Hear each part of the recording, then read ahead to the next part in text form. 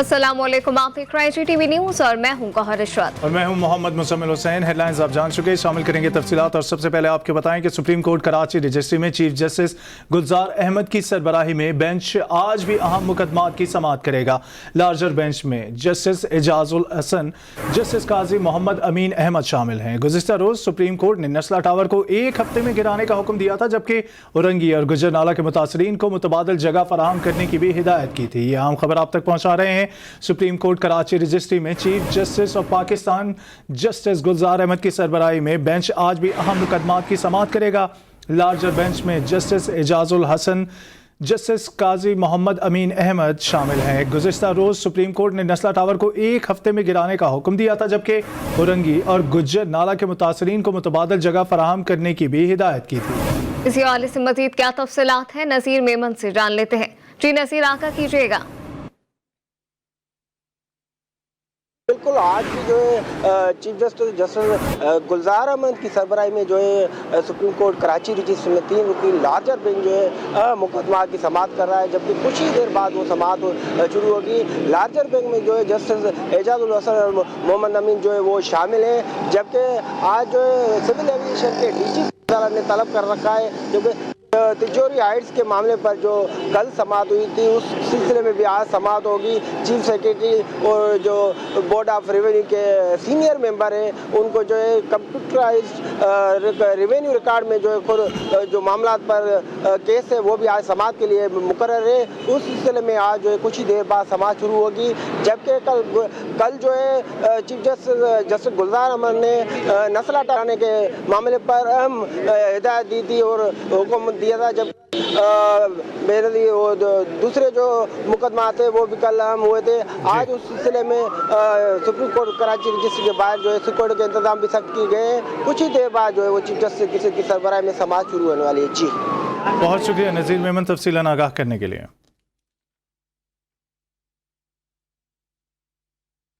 बलूचिस्तान का आइंदा वज़ीर आला कौन होगा? सियासी पार्टियों ने अपने अपने उम्मीदवार नामजद कर दिए। बागी और अपोजिशन अरकान ने स्पीकर बलूचिस्तान अब्दुल कुद्दूस बिसिंजो को नामजद किया, तो तहरीक इंसाफ ने वज़ीर आला के लिए सरदार यार मोहम्मद रिन को मैदान में उतारने का फैसला किया है। PTI ने स्पीकर के लिए सरदार बाबर मूसा खेल को नामजद किया। PTI के पार्लिमानी पार्टी के इजलास में अपने नामजद वज़ीर आला और स्पीकर की कामयाबी के लिए इत्तेहादी जमातों से राब्ते के लिए 2 रुकनी कमेटी बनाने का भी फैसला किया गया है।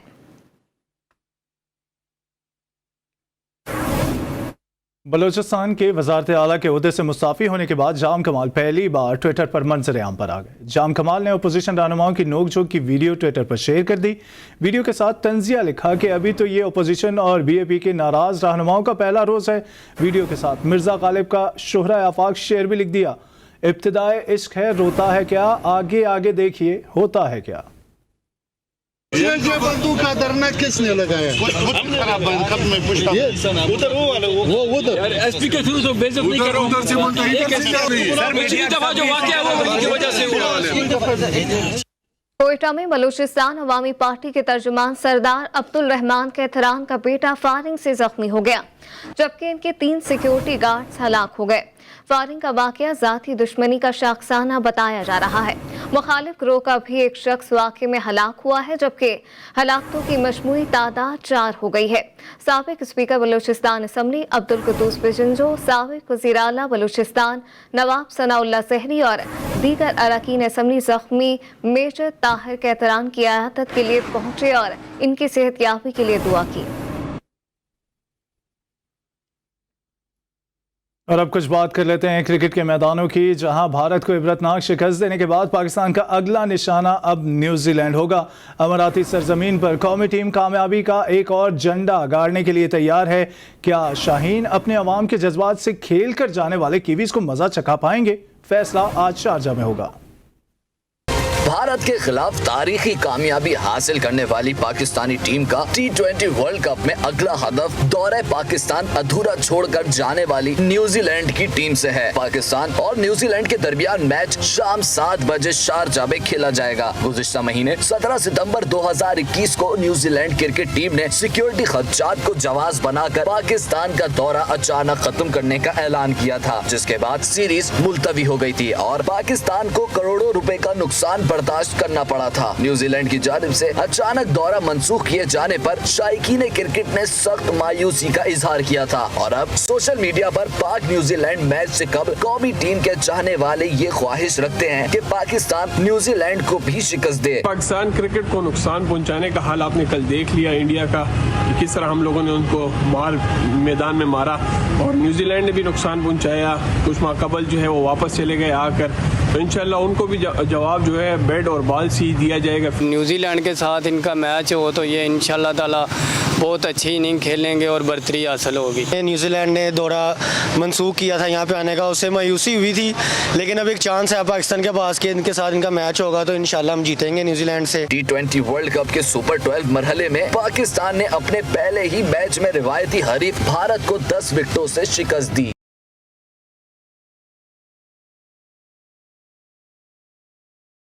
भारत से जीत हुई पुरानी कीवीज ने लड़ने के लिए शाहीनों ने ठानी। कप्तान बाबर आजम ने न्यूजीलैंड समेत हर टीम का डटकर मुकाबला करने का फैसला कर लिया है। कहा, पहला मिशन सेमीफाइनल तक पहुंचना है। खिलाड़ी हर मैच को फाइनल समझकर खेलें, लेकिन प्रेशर बिल्कुल ना लें। करो लेकिन एक्साइटेड, ओवर एक्साइटेड नहीं होना कि हम सिर्फ अब कल का दिन एंजॉय करते रहें। आगे अभी हमारे काफ़ी मैच है, हमने आगे फोकस करना है। ये गुजर गया, सब एंजॉय करेंगे, मिलके करेंगे, लेकिन फोकस हमारा एक है, वो क्या है, वर्ल्ड कप जीतना। ओवर एक्साइटेड ना होना प्लीज़। मैं आपसे फिर रिक्वेस्ट कर रहा हूँ कि हम परसों वाले मैच में घूमें, वो ना करना प्लीज़, क्योंकि ये हमारी आदत है, ये चेंज करनी है हमने। और ये हम जब जल्दी, मुझे नज़र आ रहा सब में नजर आ रहा है कि आहिस्ता आहिस्ता ये चेंज होगी इंशाल्लाह, और ये हम लोग ही करेंगे और कोई नहीं करेगा। भारत को हराने के बाद कौमी क्रिकेट टीम का दूसरा इम्तिहान आज न्यूजीलैंड के खिलाफ होगा। शायकीन क्रिकेट ने बाबर आजम और मोहम्मद रिजवान से एक बार फिर बेहतरीन परफॉर्मेंस की तवक्कुआत वाबस्ता की। इसी हवाले से मजीद बात करते हैं मोहसिन मेहंदी से। जी मोहसिन, बताइएगा शायकीन क्या कहते हैं?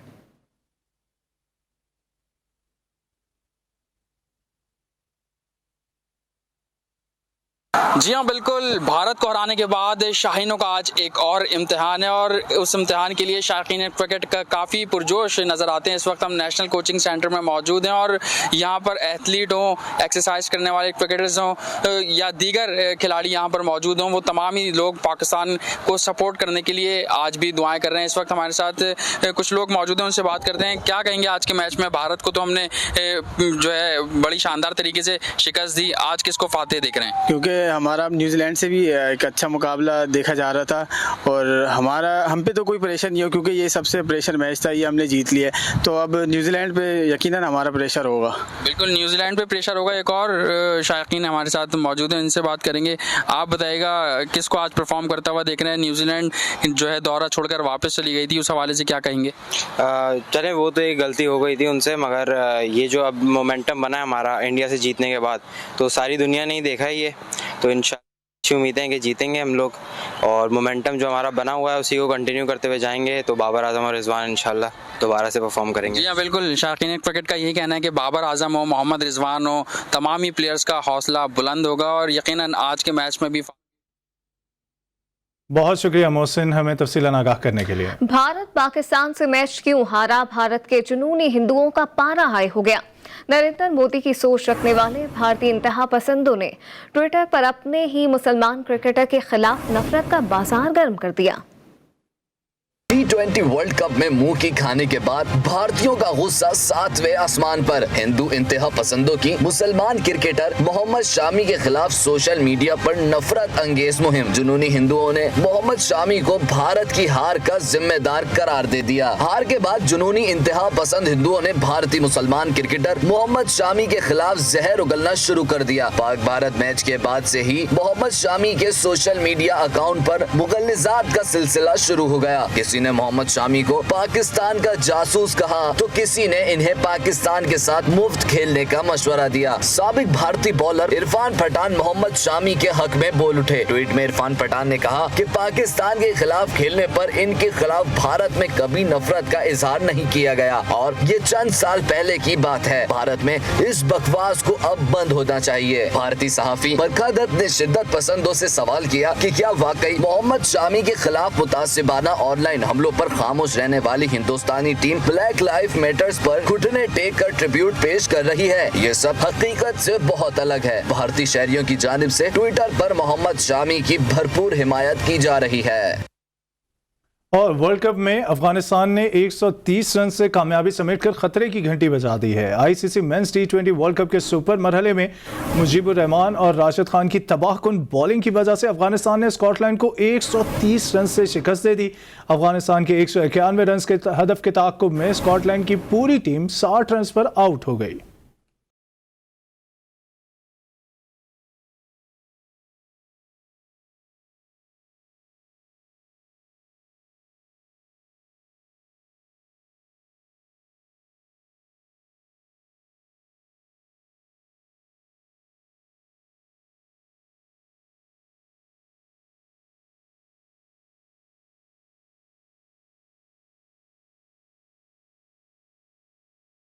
आगे बढ़ और आपको बताएं, तालिबान हुकूमत के तर्जुमान और नायब वज़ीर इत्तलात ज़बीउल्लाह मुजाहिद ने अफगानिस्तान की टी20 वर्ल्ड कप में फतह पर पैगाम जारी किया है।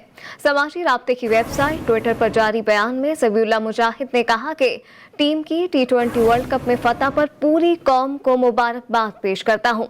उन्होंने मज़ीद कहा कि टीम की क्रिकेट के मेगा इवेंट में मज़ीद कामयाबियों के लिए दुआ को हूँ।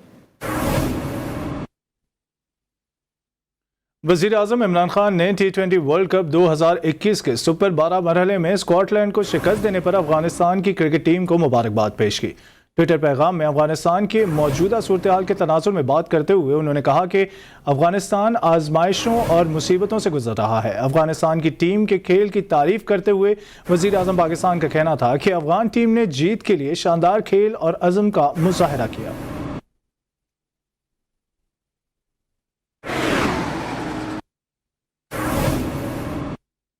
सऊदी दारुल हुकूमत रियाद में ग्रीन सऊदी अरब फोरम और ग्रीन मशरिक़ वस्ता कॉन्फ्रेंस का आगाज हो गया। वज़ीर आज़म इमरान खान और सऊदी वली अहद शहजादा मोहम्मद बिन सलमान ने कॉन्फ्रेंस से खिताब में माहौलियाती मसाइल पर रोशनी डाली और इनके हल पर जोर दिया।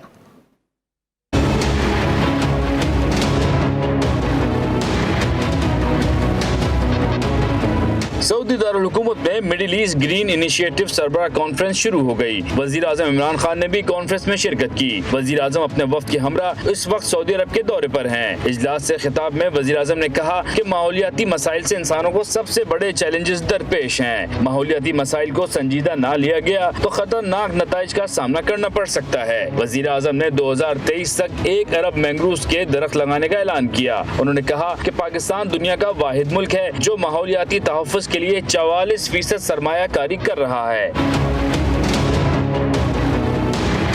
सऊदी वली अहद शहजादा मोहम्मद बिन सलमान ने इजलास से खिताब में ग्रीन इनिशिएटिव से मुताल्लिक इक़दामात से आगाह किया। उन्होंने कहा कि माहौलियाती तब्दीलियों के बाइस दुनिया को चैलेंजेस दरपेश हैं। इन तब्दीलियों से निपटने के लिए फंड कायम किया जाए। उन्होंने मिडिल ईस्ट ग्रीन इनिशिएटिव के लिए फाउंडेशन के क़याम का ऐलान भी किया।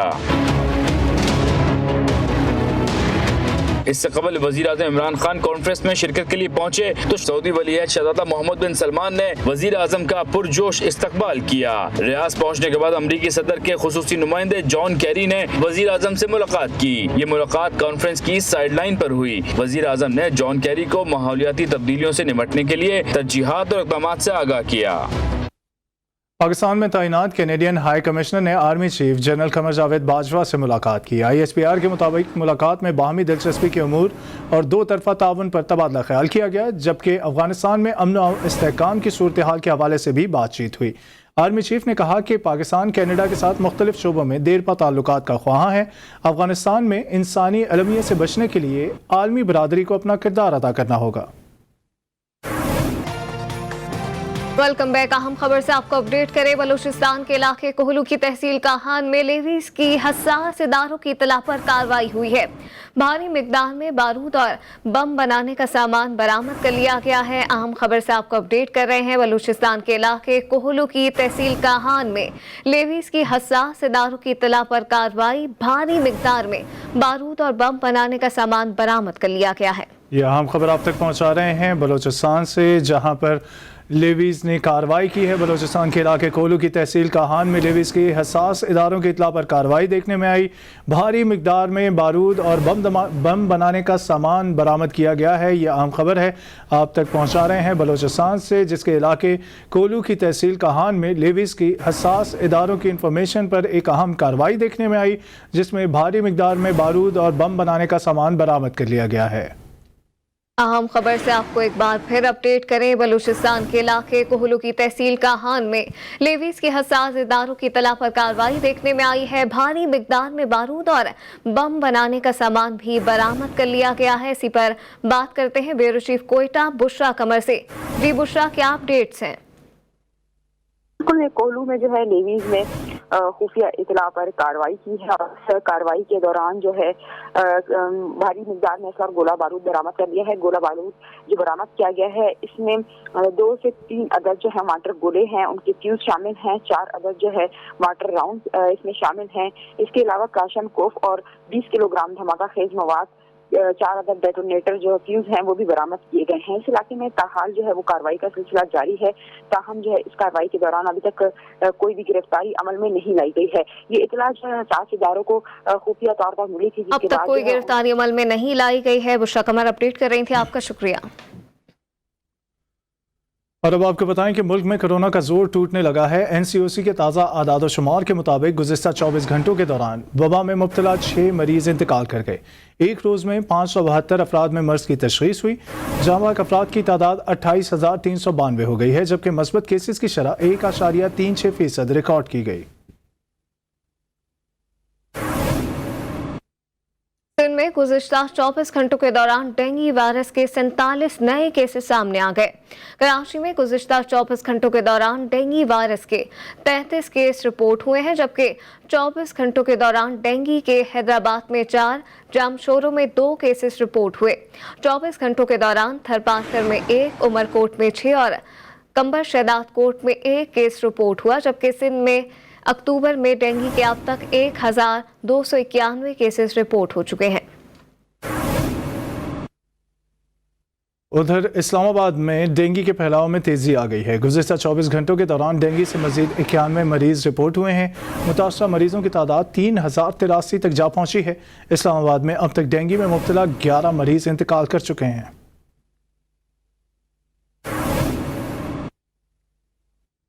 पेशावर और नवाही इलाकों में डेंगू से मुतासर अफराद की तादाद में मुसलसल इजाफा देखने में आ रहा है। कमिश्नर पेशावर ने डेंगू के खात्मे के लिए हंगामी बुनियादों पर काम करने का दावा किया है। तफसीलन जानेंगे, हमारे साथ मौजूद है नवाब शेर। नवाब शेर, आपके पास इस बारे में क्या अपडेट्स हैं?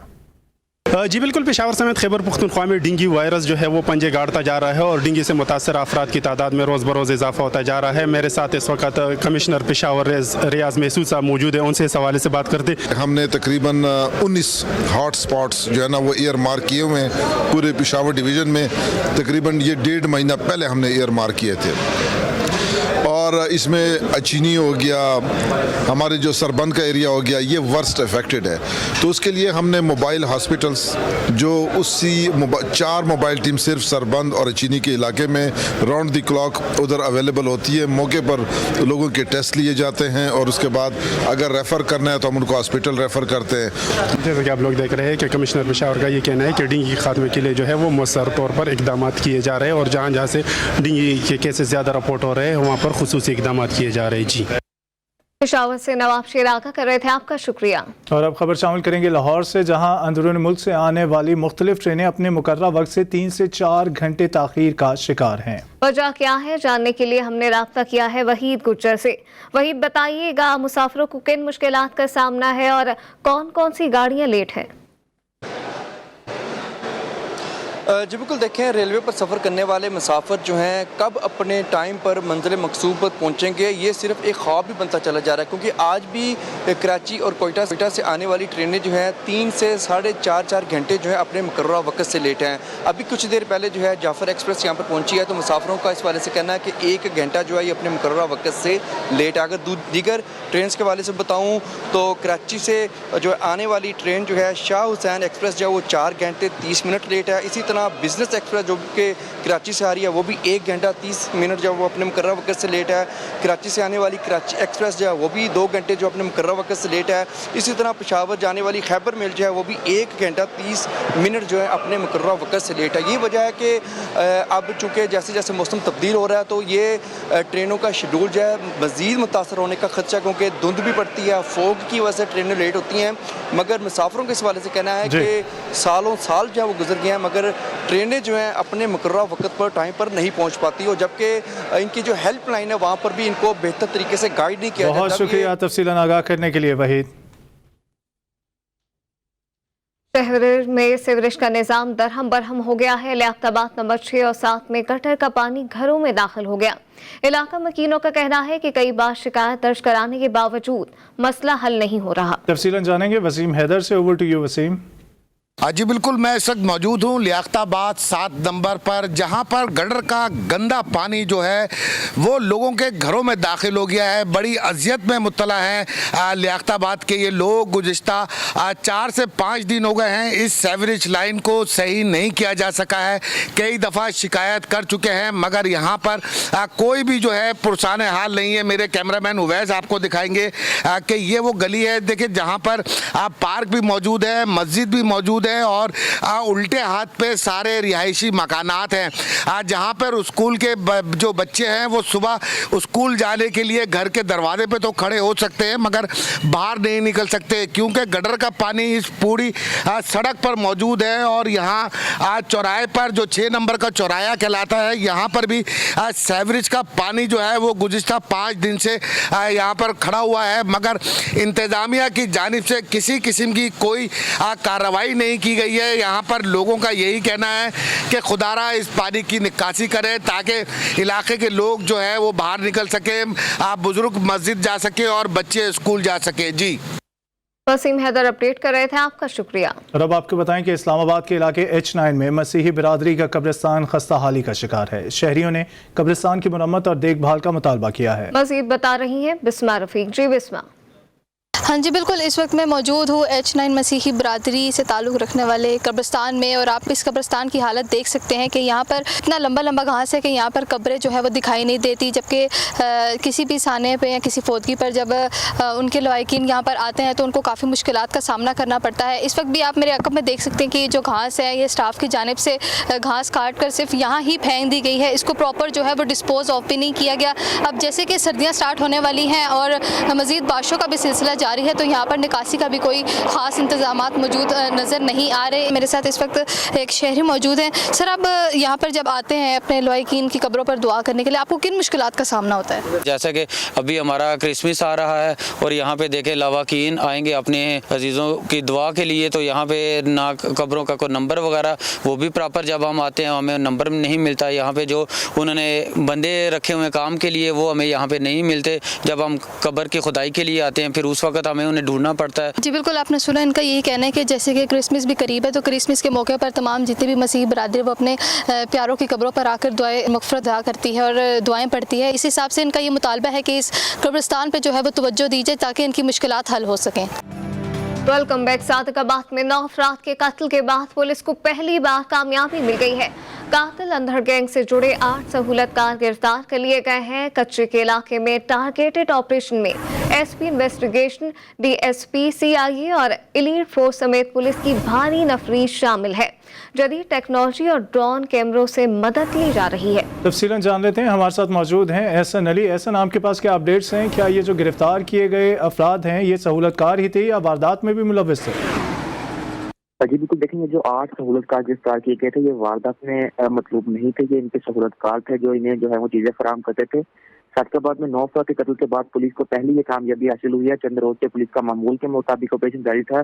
लेकिन आज पुलिस ने एसपी इन्वेस्टिगेशन की सरबराही में 22 नफरी के हमरा मुतलका इलाकों में इंटेलिजेंट बेस्ड इंफॉर्मेशन के तहत टारगेट ऑपरेशन किया है, जिसमें इंदर गैंग से जुड़े 8 सहूलतकारों को गिरफ्तार कर लिया गया है, जिसको नामालूम मुकाम पर मुंतकिल करके तफ्तीश जारी है। ताहम डिस्ट्रिक्ट पुलिस ऑफिसर अली जै का कहना है कि एसपी इन्वेस्टिगेशन की सरबराही में कातिलों की गिरफ्तारी के लिए इंटेलिजेंट बेस के तहत जो है वो ऑपरेशन ताहाल जारी है। टारगेट ऑपरेशन में जदीद टेक्नोलॉजी और ड्रोन कैमरों से मदद ली जा रही है। इस ऑपरेशन में एसपी इन्वेस्टिगेशन, डीएसपी, सीआई और एलर्ट फोर्स समेत पुलिस की भारी नफरी शामिल है और कातिलों की गिरफ्तारी तक ये ऑपरेशन जारी रहेगा। ठीक, जदीद टेक्नोलॉजी और ड्रोन कैमरों से मदद ली जा रही है। एहसान अली अपडेट कर रहे थे, आपका शुक्रिया। और अब कुछ बात करते हैं मौसम की। आपको बताएं मुल्क में मौसम में सरमा की आमद है। महकमा मौसमियात ने आज बेशतर मैदानी इलाकों में मौसम खुश जबकि पहाड़ी इलाकों में सर्द रहने की पेशन गोई की है। महकमा मौसमियात का कहना है कि वस्ती पंजाब, बालाई खैबर पख्तूनख्वा, कश्मीर और गिलगित बल्तिस्तान में मतला अबरालूद रहने और बाज़ मुकामात पर गरज चमक के साथ हल्की बारिश का भी इम्कान है। कराची का मौसम समुद्री हवाओं के बायस खुशगवार हो गया है। आज हवा में नमी का तनासुब 46% रिकॉर्ड किया गया है, जबकि महकमा मौसमियात के मुताबिक आज शहर का दर्जा हरारत 32 से 34 डिग्री सेंटीग्रेड रहने की तवक्को है। न्यूज़ बुलेटिन में फिलवक्त इतना ही। कुछ ही देर में लौटेंगे हेडलाइंस के साथ। देखते रहिए GTV।